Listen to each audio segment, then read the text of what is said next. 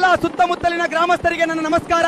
ಇದೇ ಜನವರಿ 3ರಂದು ನಡೆಯಲಿರುವ ನಮ್ಮ ಹೆಮ್ಮೆಯ ಅಂಬಾಮಠ ಜಾತ್ರೆಗೆ ಎಲ್ಲರೂ ತಪ್ಪದೇ ಬರಬೇಕು. ನಮಸ್ಕಾರ. ಇದು ಸಿದ್ದಪರ್ವತ ಅಂಬಾಮಠ ಎಲ್ಲ ಸಿಂಧನೂರು ತಾಲೂಕು ಹಾಗೂ ಸುತ್ತಮುತ್ತಲಿನ ಗ್ರಾಮಸ್ಥರಿಗೆ ಇದೇ ಬನದ ಹುಣ್ಣಿಮೆಯ ಸಂಜೆ ಸಾವಿರಾರು ಭಕ್ತರ ಸಮ್ಮುಖದಲ್ಲಿ ಜರುಗುವ ಅಂಬಾದೇವಿಯ ಅದ್ದೂರಿ ರಥೋತ್ಸವ.